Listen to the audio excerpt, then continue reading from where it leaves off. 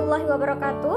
Perkenalkan, saya Afdila Lailatul Husna. Di sini saya akan menjelaskan tentang ruang lingkup profesi pendidikan.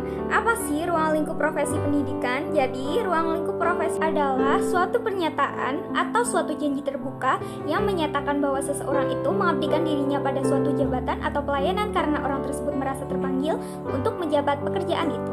Pengertian profesi pendidikan menurut Wikipedia Bahasa Indonesia, Ensiklopedia Bebas, profesi juga sebagai pekerjaan yang membutuhkan pelatihan atau penguasaan terhadap suatu pengetahuan khusus. Suatu profesi biasanya memiliki asosiasi profesi, kode etik, serta proses sertifikasi dan lisensi yang khusus untuk bidang profesi tersebut. Profesi adalah kata serapan dari sebuah kata dalam bahasa Inggris, dalam bahasa Yunani, yang bermakna janji untuk memenuhi kewajiban melakukan suatu tugas khusus secara tetap atau permanen.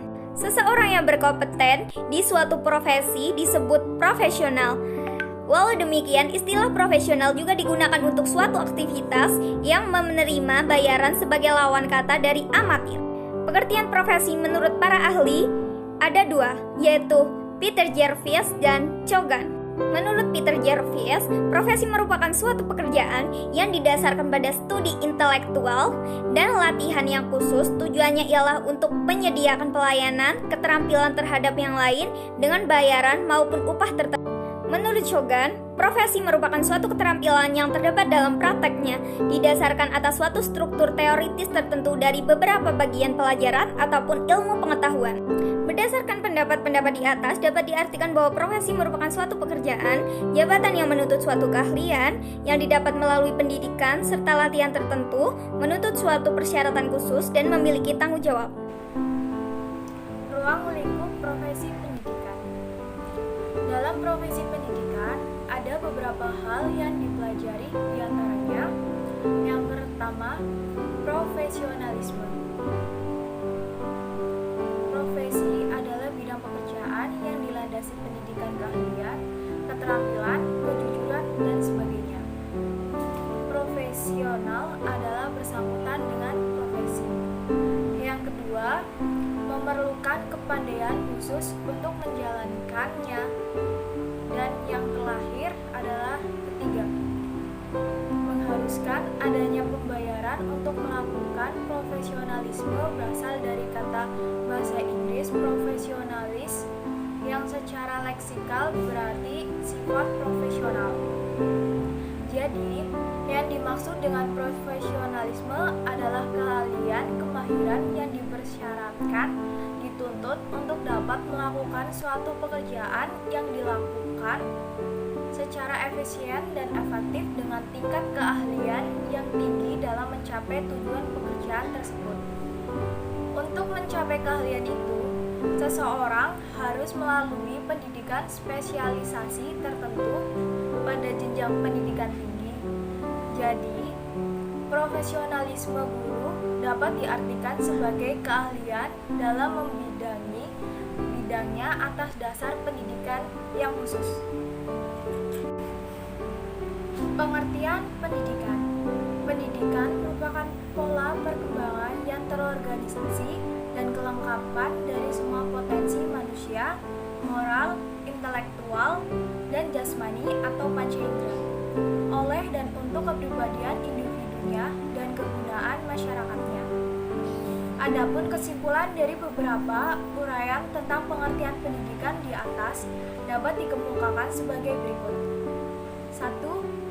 Pendidikan adalah aktivitas dan usaha manusia untuk meningkatkan kepribadiannya dengan jalan membina potensi-potensi pribadinya, yaitu rohani atau pikir, karsa, rasa, cipta, dan budi nurani, dan jasmani, panca indera, serta keterampilan-keterampilan. Yang kedua, pendidikan berarti juga lembaga yang bertanggung jawab menetapkan cita-cita atau tujuan pendidikan, isi, sistem, dan organisasi pendidikan. Lembaga-lembaga ini meliputi keluarga, sekolah, dan masyarakat atau negara. Yang ketiga, pendidikan merupakan pola hasil atau prestasi yang dicapai oleh perkembangan manusia dan usaha lembaga-lembaga tersebut dalam mencapai tujuannya. Pendidikan dalam arti ini merupakan tingkat kemajuan masyarakat dan kebudayaan sebagai satu kesatuan. Karakteristik profesi pendidikan. Undang-Undang Nomor 20 Tahun 2003, Sistem Pendidikan Nasional dikelompokkan menjadi dua. Tenaga kependidikan adalah anggota masyarakat yang mengabdikan diri dan diangkat untuk menunjang penyelenggaraan pendidikan pasal 1.5 yang secara khusus bertugas melaksanakan administrasi, pengolahan, pengembangan, pengawasan, dan pelayanan teknis untuk menunjang proses pendidikan pada satu satuan pendidikan pasal 39 ayat 1, sedangkan pendidik adalah tenaga kependidikan yang berkualifikasi sebagai guru, dosen, konselor, pamong pelajar, widyaswara, tutor, instruktur, fasilitator, dan sebutan lain yang sesuai dengan kekhususannya, serta berpartisipasi dalam menyelenggarakan pendidikan pasal 1.6. Baik, Assalamualaikum warahmatullahi wabarakatuh. Perkenalkan, nama saya Panji Aksodewo Prayogo, NIM 1901040087, akan melanjutkan presentasi. Selanjutnya ada hak dan kewajiban tenaga kependidikan. Nah, hak dan kewajiban tenaga kependidikan ini itu disebutkan dalam ketentuan pasal 40 ayat 1 Undang-Undang Nomor 20 Tahun 2003 ya, tentang Sistem Pendidikan Nasional adalah sebagai berikut. Yang pertama adalah penghasilan dan jaminan kesejahteraan sosial yang pantas dan memadai. Kemudian penghargaan sesuai dengan tugas dan prestasi kerja. Kemudian pembinaan karir sesuai dengan tuntutan pengembangan kualitas. Selanjutnya lagi perlindungan hukum dalam melaksanakan tugas dan hak atas hasil kekayaan intelektual. Kemudian kelima, kesempatan untuk menggunakan sarana prasarana dan fasilitas pendidikan untuk menunjang kelancaran pelaksanaan tugas. Jadi untuk hak dan kewajiban tenaga kependidikan ini sudah dijamin nih di dalam undang-undang, tepatnya tadi pasal 40 ayat 1 Undang-Undang Nomor 20 Tahun 2003 yang berbunyi sebagai yang tadi saya sebutkan. Kemudian lanjut ke kewajiban pendidik dan tenaga kependidikan. Kewajibannya selanjutnya, kewajiban dari pendidik dan tenaga kependidikan itu diatur juga tadi pasal 40 ayat 1, sekarang pasal 40 ayat 2 tahun Undang-Undang Nomor 20 Tahun 2003 tentang Sistem Pendidikan Nasional adalah 1. Menciptakan suasana pendidikan yang bermakna, menyenangkan, kreatif, dinamis, dan dialogis. Kemudian kedua, mempunyai komitmen secara profesional untuk meningkatkan mutu pendidikan. Kemudian ketiga, memberikan teladan dan menjaga nama baik lembaga, profesi, dan kedudukan sesuai dengan kepercayaan yang diberikan kepadanya. Jadi tadi sudah kita bahas tentang hak. Kemudian di pasal 1 tadi ya, di pasal 2-nya yaitu kewajiban pendidikan, yaitu menciptakan suasana pendidikan yang bermakna, mempunyai komitmen secara profesional, kemudian memberi teladan dan menjaga nama baik lembaga. Itu adalah hak dan kewajiban dari tenaga kependidikan, sudah diatur dalam pasal 40 ayat 1 dan 2 Undang-Undang Nomor 20 Tahun 2003 tentang Sistem Pendidikan Nasional. Nah, kemudian setelah kita bahas tentang hak dan kewajiban, kita bahas juga nih tentang klasifikasinya.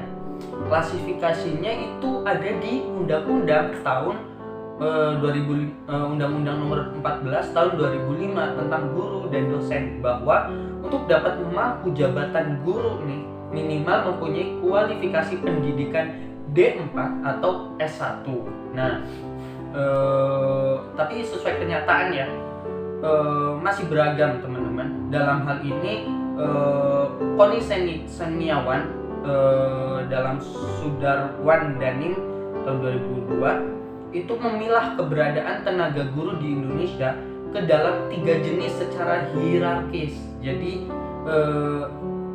dari Koni Seniawan nih, diambil dari bukunya Sudarwan Damin 2002 itu mengklasifikasikan ada 3 jenis nih dari tenaga guru secara hierarkis. Yang pertama, guru sebagai tenaga profesional yang berkualifikasi pendidikan sekurang-kurangnya S1, kemudian memiliki wewenang penuh dalam perencanaan, pelaksanaan, penilaian, dan pengendalian pendidikan atau pembelajaran. Kemudian guru sebagai tenaga semi profesional yang berkualifikasi pendidikan D3 atau yang setara, yang telah berwenang mengajar secara wajib tetapi masih harus melakukan konsultasi dengan tenaga kependidikan yang lebih tinggi jenjang profesionalnya, baik dalam hal perencanaan, pelaksanaan, penilaian, dan pengendalian pendidikan atau pembelajaran.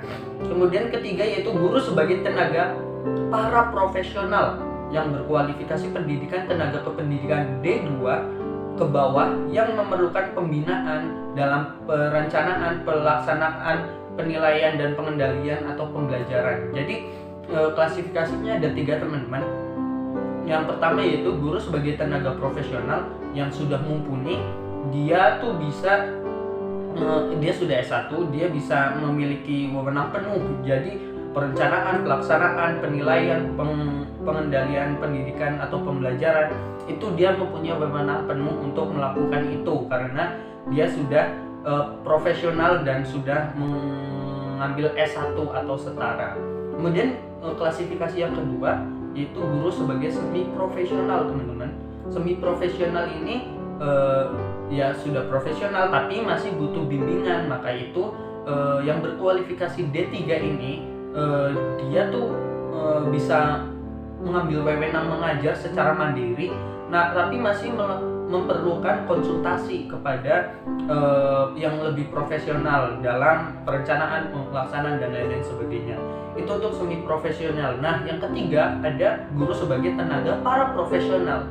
Guru ini berkualifikasi pendidikannya D2 ke bawah. Nah, guru yang satu ini masih memerlukan pembinaan dalam perencanaan, pelaksanaan, dan lain-lain sebagainya. Jadi belum memiliki wewenang atas mengajar secara mandiri, tapi dia masih memerlukan pembinaan dalam kualifikasi tadi. Jadi klasifikasi itu yang dipaparkan ada 3 jenis secara hierarkis.